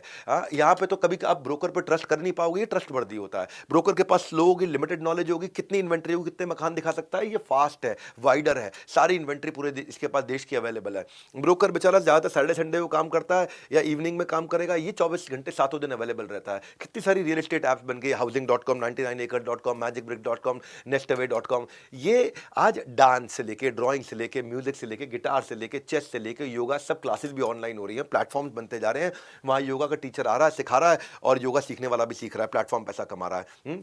म्यूजिक सिखाने वाला आ रहा है, म्यूजिक सीखने वाला आ रहा है, प्लेटफॉर्म पैसा कमा रहा है। हाँ, इसी तरह आप ड्राइंग सिखाने वाला आ रहा है, सीखने वाला आ रहा है, गिटार सिखाने वाला आ रहा है, सीखने वाला आ रहा है, प्लेटफॉर्म पैसा कमा रहा है।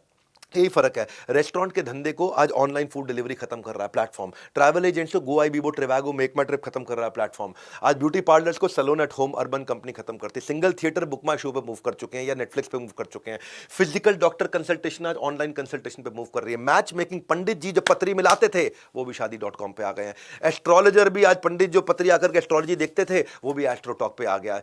तो ये प्लेटफॉर्म की ताकत है। आप सोचो कि आप क्या प्लेटफॉर्म बना सकते हो। और आज का मेरा 5वां अध्याय, आखिरी अध्याय, कि कस्टमर सर्विस भी अपने आप में प्रोडक्ट है। सर्विस भी एक प्रोडक्ट है। इसमें 4 चीजें होती हैं, समझना है आपको। मैं समझाता हूं। आजकल इतने इन्फ्लुएंसर्स हैं, इन्फ्लुएंसर जिनको उनका पड़ोसी भी नहीं जानता था पहले, आज सोशल मीडिया पे उनको लाखों लोग फॉलो करते हैं, क्योंकि उन्होंने लोगों से कनेक्ट किया। और कनेक्शन तभी होता है जब इमोशन होता है, और इमोशन से आता है डिवोशन, डिवोशन से होता है प्रमोशन। अगर प्रमोशन नहीं हुआ तो आपको लग जाएगा लूज मोशन, बाहर जाके करोगे कमोशन। इसीलिए कह रहा हूं इमोशन से आएगा डिवोशन। और ये इमोशन का ही मेरा टॉपिक है। बिजनेस में रिलेशन का मतलब है रिटेंशन। सामने 10 प्रोडक्ट रख दो, लेकिन कस्टमर वही चुनेगा जिससे वो कनेक्ट करता हो। कनेक्ट कैसे करें अब बताता हूं। बनता है कैसे कनेक्शन प्रोडक्ट के साथ में। प्रोडक्ट के अंदर कनेक्शन होना चाहिए। पहली चीज, प्रोडक्ट में 4 चीजें होती हैं। एक, प्रोडक्ट अपने आप में कैसा है। दूसरा, कस्टमर को प्रोडक्ट खरीदते वक्त कैसा एक्सपीरियंस हो रहा है। कस्टमर को प्रोडक्ट खरीदते वक्त सर्विस का कैसा अनुभव हो रहा है। प्रोडक्ट खरीदने के बाद सर्विस का कैसा अनुभव हो रहा है। और प्रोडक्ट का अपना ब्रांड कैसा है, कम्युनिकेशन कैसा है, ब्रांड का एक्सपीरियंस कैसा है। 4 चीजें एक प्रोडक्ट में, एक प्रोडक्ट को दमदार बनाती है। तो इन 4 में से आज हम तीसरी वाली डिस्कस कर रहे हैं। इस वाले में प्रोडक्ट में हमने प्रोडक्ट बता दिया, सेल रिटेल एक्सपीरियंस आपको सेल्स वाले दिन बताएंगे, कम्युनिकेशन ब्रांडिंग आपको मार्केटिंग के दिन बताएंगे। आज बता रहे हैं इसके अंदर हम सर्विस का एक्सपीरियंस, कि सर्विस क्या होता है। सर्विस का मतलब होता है कस्टमर को खरीदते वक्त टच पॉइंट, खरीदने के बाद के टच पॉइंट्स को ढंग से ध्यान रखें। जैसे आइकिया, आइकिया फर्नीचर बेचता है। तो आइकिया ने क्या किया, आइकिया ने कहा कि कस्टमर के बुकिंग के एक्सपीरियंस को अच्छा करूं। कस्टमर अंदर आए तो वहाँ पे फर्नीचर देख रहा हो, लाइट्स अच्छे हो, उस एक्सपीरियंस को, वो टच पॉइंट है। फर्नीचर जिससे मैं चेक कर रहा हूँ, लड़का बेच रहा हूँ, वो एक्सपीरियंस अच्छा होना चाहिए। जब फर्नीचर खरीद रहा हो तो बच्चों के लिए वहाँ पे किड्स प्ले एरिया बना दो, तो ताकि वो हैसल फ्री तरीके से खरीद सके, वो एक टच पॉइंट है। जब बच्चे वहाँ पे खेल रहे हो तो उनको हॉट डॉग खाने को मिल जाए, बर्गर खाने को मिल जाए, वो अच्छा एक्सपीरियंस है। बिलिंग उनको आसान हो जाए, घर पे डिलीवरी आसान हो जाए, वो एक्सपीरियंस है। डिलीवरी होने के बाद घर में फर्नीचर को असेंबल करना हो, वो अच्छा हो जाए। असेंबल करने के बाद जो गंदगी फैल जाती है उसको साफ करके जाए बंदा। बाद में पड़ोसी आके देखे, बोले फर्नीचर बहुत अच्छा है आपका, कमाल का फर्नीचर। तो 10 टच पॉइंट हो गए खरीदते वक्त। आप मारुति की सर्विस कराने जाते हो, मारुति की सर्विस के लिए बुकिंग लेना एक टच पॉइंट है। अंदर गाड़ी एंट्री करना, गार्ड वहाँ पे एंट्री करता है, टच पॉइंट है। आपकी सर्विस के लिए गाड़ी का वो जॉब कार्ड बनाता है, खोलता है, वो एक टच पॉइंट है। वहाँ पे जब आप वेट कर रहे होते हो, वेटिंग एरिया का लाउंज है, वहाँ पे एक्सपीरियंस कैसा है, मोबाइल की चार्जिंग का अरेंजमेंट है, मैगजीन्स पड़ी है, टीवी लगा है, केबल चल रहा है, वहाँ पे मूवीज चल रही हैं, वो टच पॉइंट है। चाय कॉफ़ी फ्री में मिल रही है, टच पॉइंट है।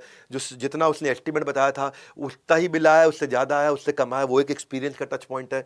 जब आप पेमेंट करने जाते हो वो एक टच पॉइंट है। गाड़ी की टेस्ट ड्राइव वो बाद में कराता है, वो एक टच पॉइंट है। बाद में गाड़ी ठीक चलती है, फ़ोन करके आपसे वो लड़की वहाँ पे जो कस्टमर सर्विस की पूछती है, सर कोई चैलेंज तो नहीं आ रहा, वो भी एक टच। तो एक्सपीरियंस खरीदते वक्त, सर्विस लेते वक्त कैसे हैं, इसको बोलते हैं कस्टमर सर्विस। जितने अच्छे एक्सपीरियंस है, इससे पहले कि कस्टमर आपको शिकायत करे आप पहचान जाओ उसको। अमेरिकन एक्सप्रेस कहता है कि 17% कस्टमर आपके साथ में इमीडिएटली दोबारा बिजनेस करना चाहते हैं जब उनको एक्सपीरियंस अच्छा होता है।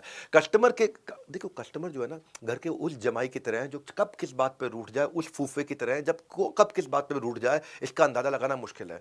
वो कब क्या डिमांड कर दे, उसे कब किस चीज़ की जरूरत पड़ जाए कहना मुश्किल होता है। तो ऐसे ही बिजनेस में ये नहीं है कि कुछ प्रोडक्ट बेच दिया और किस्सा खत्म। कस्टमर को इमोशनल एक्सपीरियंस दो। जितना अच्छा सर्व करोगे, कस्टमर की दिल में उतनी जगह रिजर्व करोगे। सर्व करोगे तभी जगह रिजर्व करोगे। तो मैं आज इसमें कुछ कहानियां सुनाता हूं आपको। पहली कहानी दे रहा हूं जेट ब्लू एयरलाइंस की। जेट ब्लू एयरलाइंस जो है, इसमें यहां पे एक पैसेंजर आकर के एयरपोर्ट पर खड़ा हुआ, और जैसे ही बोर्डिंग पास दिखाने के लिए खड़ा हुआ तो अनाउंसमेंट हो गई कि आपका बोर्डिंग गेट चेंज हो गया है। अब बोर्डिंग गेट चेंज हो गया जेट ब्लू का, उसको अपने लिए स्टारबक्स की कॉफ़ी लेनी थी, और वो बेचारा गेट का 3 फ्लोर चेंज हो गया। अब वो बेचारा ग्राउंड फ्लोर पे था और 3rd फ्लोर से फ्लाइट उड़नी थी, तो भागा, जगह चेंज किया। बेचारे को जो कॉफ़ी लेनी थी ले नहीं पाया। उसने ट्वीट कर दिया कि मैं अपनी favourite, I could not grab my Starbucks की फेवरेट कॉफ़ी, ब्रेकफास्ट नहीं ले पाया, अब आकर के आप लोग के साथ लूँगा। उसे ट्वीट किया और ट्वीट में लिखा मैं जेट ब्लू से आ रहा हूँ, आपको मिलता हूँ। अब उसने जेट ब्लू की शिकायत नहीं करी, उसने कहा मैं कॉफ़ी नहीं पी पाया। पर जेट ब्लू की डिजिटल मार्केटिंग टीम ने वो ट्वीट को पढ़ लिया, क्योंकि उसमें जेट ब्लू लिखा हुआ था, तो उनकी ऑनलाइन टीम ने पढ़ लिया कि भाई जेट ब्लू से जा रहा था और ये कॉफ़ी नहीं ले पाया। बहरहाल नहीं ले पाया, वो जा करके तीसरी मंजिल से अपनी फ्लाइट में जाके एयरक्राफ्ट में बैठ गया। जब बैठा तो वहीं पे एयर होस्टेस आई, सर आपकी फेवरेट कॉफ़ी जो हमारा गेट चेंज करने के कारण आप नहीं खरीद पाए थे, नहीं ले पाए, वो खुद ही लेकर के आ गई। क्यों? क्योंकि डिजिटल टीम ने बता दिया भाई तुम्हारी गलती के कारण ये कॉफ़ी नहीं ले पाया, दे करके आओ। अब इसके मन में अरे वाह की feeling I. Now that's called customer service. ये कस्टमर की शिकायत लगाने से पहले ही आपको पता चल जाए। कस्टमर को बड़े जेस्चर नहीं चाहिए, बस वो जानना चाहते हैं कि आप उन्हें अप्रिशिएट कर रहे हो कि नहीं कर रहे हो। वो इतना परसीव कर ले आप उन्हें अप्रिशिएट कर रहे हो, कर चल जाएगा। कस्टमर सर्विस में out of the box customer के एक्सपीरियंस के बारे में सोचना है, ये भी एक प्रोडक्ट है। कस्टमर सर्विस भी एक प्रोडक्ट अपने आप में, खाली प्रोडक्ट ही प्रोडक्ट नहीं है। टेस्ला एक पहली ऐसी कंपनी बनी ऑटोमोबाइल दुनिया के अंदर जो अपने सर्विस सेंटर को सर्विस सेंटर नहीं रखा, सर्विस सेंटर को घर पे ले गया, मोबाइल सर्विस सेंटर बना दिया। मोबाइल सर्विस सेंटर मतलब चलने फिरने वाली गाड़ी के अंदर पूरा सर्विस सेंटर सेटअप कर दिया। अगर आपकी गाड़ी की सर्विस करनी है तो हम आपके घर पे आके गाड़ी की सर्विस कर देंगे। पूरी दुनिया में सर्विस सेंटर बनाए जाते हैं, वहां जाती है गाड़ी, सर्विस करा के आती है। टेस्ला पहली ऐसी कंपनी जो आपके घर पे आकर के आपकी गाड़ी की सर्विस कर देता है ताकि आपको कोई तकलीफ ना हो। Now that's called customer service. हाँ, और ये टेस्ला ने कस्टमर के टाइम और उसकी कन्वीनियंस को वैल्यू किया, इसीलिए आज टेस्ला बहुत महंगी गाड़ी देता है और लोग फिर भी पैसा देने को तैयार हैं। कस्टमर सर्विस एक ऐसा एक्सपीरियंस है, मैं आपको बताता हूं कि जब कोविड का टाइम चल रहा था तो एक बेचारी बॉस्टन के अंदर एक बूढ़ी दादी 90 साल की फंस गई। बॉस्टन में फंस गई। न्यू जर्सी से उसकी पोती ने एक ट्वीट किया, और क्या ट्वीट किया कि बाहर हेलस्टॉर्म और स्नोस्टॉर्म हो रहा है, मेरी बूढ़ी दादी अकेली घर में बैठी है, उनके पास ग्रोसरी नहीं है, खाने का सामान नहीं है, क्या कोई उनकी बॉस्टन में जाके मदद कर सकता है, उनको 15 दिन का राशन दे सकता है, मैं पैसे भेज दूंगी, यहाँ से मैं पैसे ऑनलाइन ट्रांसफर कर दूंगी, कृपया करके कोई बॉस्टन में मेरी मदद कर दो। अब ये ट्वीट वहां पे लोग लाइक कर रहे थे, नीचे कमेंट कर रहे थे, मैं ट्राई करता हूं, मैं ट्राई करता हूं। इतने में ट्वीट बास्किन रॉबिन्स के आउटलेट पे खड़े एक लड़के ने पढ़ लिया। उसने कहा कोविड का टाइम है, वैसे कोई आइसक्रीम खाने आ नहीं रहा, चलो हम ही जाके ग्रोसरी दे आते हैं। तो आसपास के लड़कों ने बोला भाई हमारा काम आइसक्रीम बेचना है, ग्रोसरी देना नहीं है। उसने कहा वैसे भी यार कोविड में हम लोग खाली बैठे हैं, तो आपस में आइसक्रीम बेचने वाले लड़के जो होते हैं उनके जो पार्लर पे, वो आपस में चर्चा कर ही रहे थे, तो उन्होंने डिसाइड किया चलो जाके राशन दे के आते हैं। 20 दिन का राशन देकर दे के आए और पैसे भी नहीं लिए। वो लड़की ने फिर से ट्वीट किया, न्यू जर्सी से ट्वीट किया कि बास्किन रॉबिन्स को मैं धन्यवाद करना चाहती हूं, मेरी बूढ़ी दादी शायद शरीर छोड़ देती, उसका देहांत हो जाता अगर कोई उनको वहां राशन नहीं दे के आता। ये बास्किन रॉबिन्स वाले कितने अद्भुत लोग हैं, उनको राशन दे करके आए। ये ट्वीट अचानक वायरल हो गया। ये ट्वीट वायरल हुआ और ये ट्वीट बराक ओबामा ने पढ़ लिया। बराक ओबामा अब राष्ट्रपति नहीं थे हालांकि, लेकिन दुनिया के सबसे शक्तिशाली देशों के सबसे शक्तिशाली देश के सबसे शक्तिशाली राष्ट्रपतियों में से एक रहे हैं। और बराक ओबामा ये पढ़ते ही उन्होंने बधाई दी बास्किन रॉबिन्स को, और बास्किन रॉबिन्स के आउटलेट पे पहुंच गए, वहां जाके आइसक्रीम खरीदी और फोटो खिंचा करके बोला this is what America is all about. ये है असली अमेरिका, जो अपनी सेल्स से ज्यादा सर्विस पे ध्यान देता है। जो इनका काम नहीं था, इन्होंने बाउंड्री ब्रेकर अवार्ड जीता है मेरे दिल से। इन्होंने बाउंड्री ब्रेक करके जाके ग्रोसरी दे करके आए। वो दिन है, आज का दिन है। अक्सर बराक ओबामा बास्किन रॉबिन्स पर आइसक्रीम खाते हुए दिखते हैं और फोटो राम सिया राम जय जय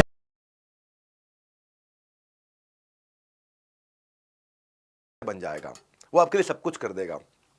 लेगो बच्चों की एक खिलौने की कंपनी है जिसके बारे में थोड़ी देर पहले मैंने बताया। आपको लेगो की एक कहानी सुनाता हूं। एक बच्चा था, जो 7 साल का लड़का था, यंग बच्चा, और क्रिसमस का पैसा बचा के निंजागो लेगो उसने खरीदा था। और वो इतना बड़ा फैन था लेगो का, इतना बड़ा फैन था कि पूरे साल पैसा इकट्ठा करके उसने अपने निंजागो लेगो अपनी गुल्लक से पैसे जोड़ करके खरीदा था। उसको इतना प्यार था, इतना प्यार था इस लेगो के साथ, इतना प्यार था कि वो हर समय उसी के साथ खेलता रहता था, हर समय उसी के साथ घूमता रहता था। एक दिन पिताजी को वॉलमार्ट जाना था। उन्होंने कहा बेटा तुम लेगो रख दो, मेरे साथ चलो वॉलमार्ट चलो, कुछ सामान खरीदने जा रहे हैं, शॉपिंग करने, आज संडे का दिन है। बच्चे ने बोला नहीं, इसको साथ लेके जाऊंगा, इस लेगो टॉय को साथ लेके जाऊंगा। पापा ने बोला बेटा खो देगा वहां पे, है ना, बड़ा वॉलमार्ट है, कहीं खो गया फिर। बोला नहीं, साथ ही लेके जाऊंगा मैं, इसके बिना तो कहीं जाऊंगा नहीं। वो निंजागो लेगो अपना साथ ले गया और वही हुआ जो पिता ने सोचा था। वॉलमार्ट में उसका लेगो खो गया। वो खो गया, वो बच्चा इतना उदास हो गया, इतना उदास हो गया, और तब तक लेगो ने उस आइटम को डिसकंटिन्यू कर दिया। अब लेगो निंजागो लेगो वाला प्रोडक्ट बना ही नहीं रहा था। पिताजी ने दोबारा भी ऑर्डर करने की कोशिश करी कि बच्चे के लिए खरीद देता हूँ, लेकिन बच्चा इतना उदास हो गया, इतने शौक में चला गया कि वो कमरे से बाहर नहीं निकले, कुछ खाए नहीं, कुछ सोए नहीं, किसी से बात नहीं करे, किसी दोस्त से बात नहीं करे, ना स्कूल जाए ना बाहर खेलने जाए। वो बच्चा डिप्रेशन में चला गया। अब पिता ने एक ट्वीट किया कि मेरा कोई भी दोस्त क्या मेरी मदद कर सकता है, मेरा बच्चा डिप्रेशन में चला गया, I need a help of a counsellor. उसका निंजागो लेगो जो कि अब दोबारा बनता नहीं है, खो गया। अब क्योंकि लेगो वर्ड आया था ट्विटर में, उसकी ट्वीट में, तो लेगो की टीम अपने स्कैन में हमारे बारे में क्या लिखा जा रहा है उसके सामने ये ट्वीट आ गया। उसने ये ट्वीट पढ़ लिया। ट्वीट पढ़ने के बाद ये निंजागो नहीं बनाते थे, बावजूद इसके ये जान के कि बच्चा डिप्रेशन में है, इन्होंने स्पेशली असेंबली लाइन रेडी करके वो एक आइटम निंजागो लेगो बनाया उसके 2 सेट बनाए और ले करके उनके घर पहुंच गए और जाके बच्चे को दिया। बच्चा खूब खुश हुआ, रोने लगा।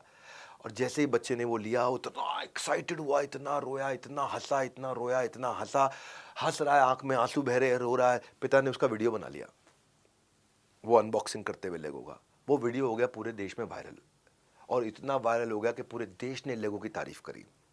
जाने मन ये खर्चा लेगो बनाने का नहीं था खाली। क्या खर्चा आया? कस्टमर का दिल जीतने के लिए करोड़ों रुपए की एडवर्टाइजमेंट नहीं करनी पड़ती, बस एक अरे वाह फीलिंग देनी पड़ती है। और वो अरे वाह फीलिंग ने जिंदगी जीत ली। वो इतना वायरल हो गया और न्यूज़पेपर्स में आ गया। कस्टमर सर्विस जो है ना, basically doing the right thing है ना। It is not about telling people how awesome you are, it is about creating story. एक ऐसी कहानी बना देना जो कहानी आपके बारे में सब जगह बात करे। वॉल्ट डिज्नी कहते हैं कि जो भी आप करते हो इतने अच्छे से करो, इतने अच्छे से करो, कस्टमर उसको दोबारा देखने भी आए और साथ में अपने दोस्तों को भी लेकर के आए, अपने रिश्तेदारों को भी लेकर के आए।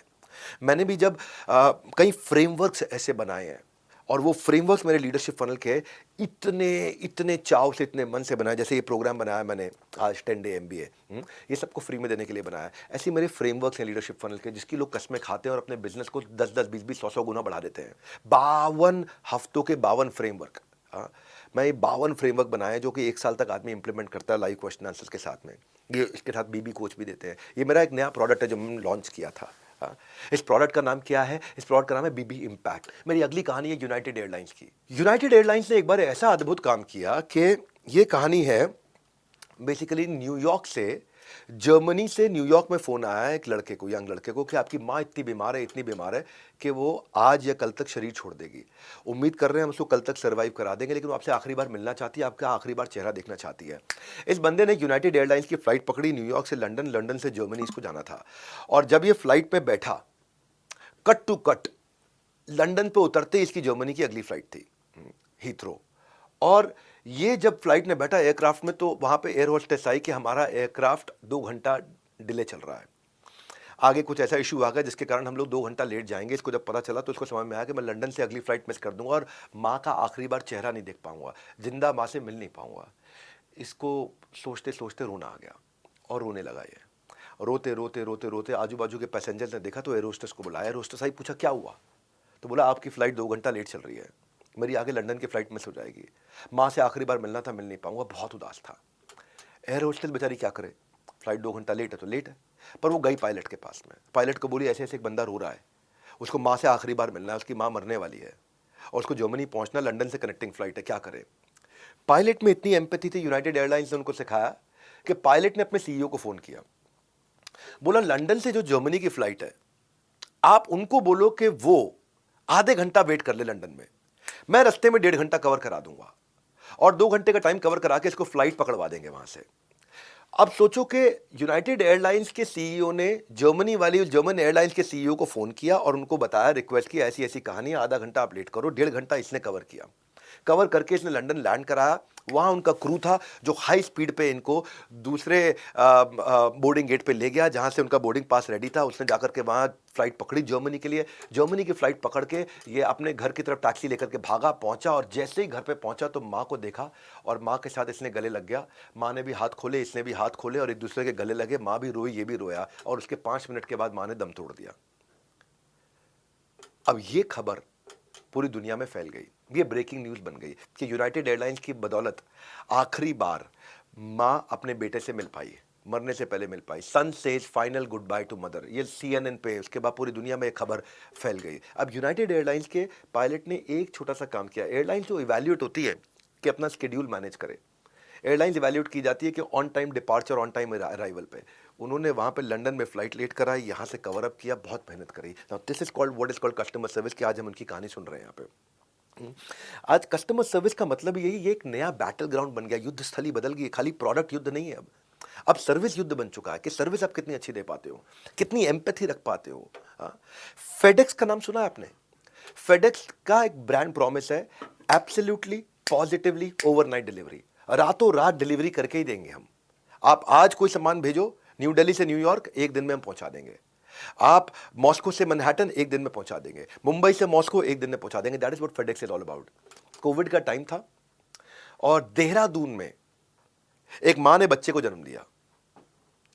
अब वो बच्चे की जो दादी थी वो मुंबई में थी, वो आना चाहती थी देहरादून में अपनी बेटी से मिलने के लिए, अपने पोते से मिलने के लिए आना चाहती थी, लेकिन क्योंकि कोविड था निकल नहीं पाई, परेशान थी। उसने कहा कम से कम गोंद के लड्डू बना करके कोरियर कर देती हूँ, बेटी कम से कम लड्डू खा लेगी, जब लॉकडाउन खुलेगा तो चली जाऊंगी। लड्डू बनाए बड़े चाव से, बड़े प्यार से, वो लड्डू बनाने की बड़ी एक्सपर्ट थी। लड्डू बना के पैक किया, फेडेक्स वालों को बुलाया, बोला देहरादून में ये मेरी बेटी के घर पे छोड़ दो। फेडेक्स वाला ऑफ कोर्स डब्बा लेकर के अपनी स्कूटी में डाल करके मुंबई एयरपोर्ट से दिल्ली एयरपोर्ट, दिल्ली एयरपोर्ट से देहरादून एयरपोर्ट, देहरादून एयरपोर्ट से फेडेक्स के ऑफिस से स्कूटी में बैठ के पहाड़ों से घूमता घूमता वो देहरादून घर पे डिलीवरी करने जा रहा था। पहाड़ों पे जब चल रहा था तो आगे आगे स्कूटर, उसके आगे ट्रक, और ट्रक का पिछला पहिया स्कूटी के अगले पहिए को टच कर गया। टच करने पे वो लड़खड़ाया, उसका एक्सीडेंट हो गया। एक्सीडेंट हुआ, वो गिरा, उसको चोटें भी आई और लड्डू का पार्सल गिर के टूट के बिखर गया और लड्डू सारे सड़क पे फैल गए। अब ये खड़ा हुआ, अपने बॉस को फ़ोन किया, ब्रांच मैनेजर को, सर ऐसे ऐसे एक्सीडेंट हो गया। उन्होंने कहा ठीक हो आप? बोले सर मैं ठीक हूँ, लेकिन जो मैं कोरियर लड्डू के लेके जा रहा था वो टूट के गिर गए, गिर के टूट गए, लड्डू फैल गए नीचे। अभी सोचने लगा क्या करें। बोला आप अपना ध्यान रखो और एक काम और करो। बोले क्या सर? देखो जरा डब्बे में 2-3 लड्डू, 4 लड्डू कुछ बचे हुए ठीक ठाक साफ सुथरे, जो सड़क पे गिर गए उनको छोड़ दो। बोले हाँ सर अभी तो है लड्डू, 8-10 लड्डू दिखाई पड़ रहे हैं मुझे। बोले ये ले आओ तुम ब्रांच में। वो लेके ब्रांच में पहुंचा तो देखा कि ब्रांच मैनेजर के दिमाग में कोई आइडिया चल रहा था। ब्रांच मैनेजर ने पूरी टीम इकट्ठी करी, लड़कियां भी लड़के भी। बोले देखो जरा लड्डू चख के, ऐसा लड्डू कोई बना सकता है? तो वहीं एक लड़की बोली मैं बना दूंगी ऐसे लड्डू। अब देखते ही देखते फटाफट बाजार से सामान लाया गया। गोंद के लड्डू के लिए जो आइटम चाहिए होती थी वो सब आइटम, पंजीरी ये वो सब आइटम ले गया, बेसन वेसन, आटा वाटा, देसी घी, ड्राई फ्रूट सब ला के, चीनी वीनी ला के लड्डू बनाने शुरू। अगले 4-5 घंटे में लड्डू तैयार। अब ब्रांच मैनेजर को पहला लड्डू खिलाया गया, सर टेस्ट करो। खाया, लड़की ने भी खाया, देखा स्वाद सेम नहीं है, जो पहले लड्डू कुरियर पे आए थे और ये जो आए इसमें थोड़ा सा फर्क है। नहीं परेशान, अब क्या करें? ब्रांच मैनेजर की एम्पैथी ज्यादा थी, 20 उसको रुपए नेक्स्ट आइडिया प्राप्त हुए। आया। उसने दादी को फोन लगा दिया मुंबई में। नमस्कार जी। बोले हाँ नमस्कार। और जी हम ना गोंद के लड्डू का कॉन्टेस्ट रन कर रहे हैं, अगर आपकी रेसिपी सिलेक्ट हो गई तो आपको अवार्ड दिया जाएगा। और दादी बोले मेरी क्यों नहीं करोगे रेसिपी सिलेक्ट, हो मैं तो लड्डू की एक्सपर्ट हूं। दादी ने फट फट फट फट फट सब बता दिया कि लड्डू में ये सब सामान डलता है। उनको समझ आया भाई एक चीज़ ये मिस कर गए थे। बाजार गए फट से, वो चीज़ लेकर के आए, दोबारा लड्डू बनाना शुरू किया। 3-4 घंटे 5 घंटे फिर लगे, फिर नए लड्डू रेडी हो गए और अब खा के देखा सेम स्वाद आया। फिर ये लड्डू जा करके दे करके आए वहाँ पे बेटी के घर पे देहरादून में और बोला जी आपकी माँ ने लड्डू भेजे आपके लिए। बेटी ने लड्डू खाए, माँ को फ़ोन करके धन्यवाद बोला, माँ भी बड़ी खुश, चलो फेडेक्स ने मैं लड्डू पहुँचा दिए। बेचारा ब्रांच मैनेजर सोच रहा था हमने ना फिर भी चाहे कुछ होना हो हमने गलती कर दी, लड्डू माँ के हाथ के नहीं थे, लड्डू हमारे रिसेप्शनिस्ट के हाथ के थे। इन्होंने मुंबई में जाकर के माँ से माफ़ी मांगी और जी हमसे गलती हो गई। पहले माँ थोड़ी नाराज़ हुई लेकिन फिर बोली तुमने बहुत अच्छा किया यार, बहुत अच्छा किया। ये स्टोरी अमेजॉन प्राइम को पता चली। अमेजॉन प्राइम ने इसके ऊपर एक मूवी बना दी है, एक छोटी शॉर्ट फिल्म है, डॉक्यूमेंट्री, वो आप अमेजॉन प्राइम पे आप देख भी सकते हो। अगर आप अपॉर्चुनिटी ढूंढ लो ना क्रिएटिवली ऑल इन जाने के लिए, कस्टमर आपके लिए जान देने को तैयार हो जाएगा। बहुत सारी विदेशी कंपनियों के बारे में बता। आखिरी स्टोरी आपको, एक स्टोरी महिंद्रा हॉलीडेज के बारे में बताता हूँ। महिंद्रा हॉलीडेज साउथ के अंदर एक कस्टमर ने रिसेप्शन पे फ़ोन किया, मैडम हम लोग होटल आ रहे हैं क्लब महिंद्रा, हम लोग लेट हो गए हैं और ट्रैफिक में फंसे हुए हैं, कि आप हमारे 2 बच्चों के लिए खाना रख सकते हो? 2 बच्चों के लिए खाना पैक करके रख देना, नहीं तो बच्चे बेचारे भूखे रह जाएंगे। रिसेप्शनिस्ट ने बोला ठीक है। अंदर गई, किचन में जाकर के बोला 2 बच्चों के लिए खाना रख लो। शेफ ने पूछा अभी कहाँ है वो? तो मैडम ने फ़ोन किया, पूछा अभी कहाँ पे हो? तो उन्होंने जो जगह बताई, शेफ ने बताया वहाँ से सीएम साहब जा रहे हैं, फ्लावर रैली है और भी दोपहर का खाना मत रखो, शाम का रखना, वो शाम तक भी नहीं पहुँचेंगे, वो रास्ता बंद किया हुआ है। अब लड़की सोची मेरी शिफ्ट खत्म होने वाली है, कौन करेगा, कौन देखेगा पीछे से? तो लड़की ने बोला कोई बात नहीं, आप एक काम करो, खाना पैक कर दो। लड़की ने खाना पैक कराया बच्चों का और उसी रास्ते पे चली गई उल्टी साइड से जहाँ जाम नहीं लगा हुआ था, और वहाँ से ड्राइव करते करते पहुँची और ढूंढ के अभी कहाँ हो, अभी कहाँ हो, अभी कहाँ हो, अभी कहाँ हो, फॉलो करके दूसरी साइड से आकर के स्कूटी दूसरी साइड पार्क करके जैम वाली साइड पे पैदल चल के आई और उनको बोला कि जी अभी तो जैम लंबा लगना था, अगले 5-6 घंटे तक आप जैम में रहते और बच्चे भूखे रह जाते, जैम में तो कोई खाना मिलेगा नहीं ट्रैफिक जैम में, इसलिए मैं खुद ही खाना लेके आ गई। हैप्पी कस्टमर जो होता है ना जाने मन, वो आपका सबसे इफेक्टिव फॉर्म ऑफ एडवर्टाइजमेंट होता है। उससे बड़ी एडवर्टाइजमेंट आपकी दुनिया में कोई भी नहीं कर सकता है।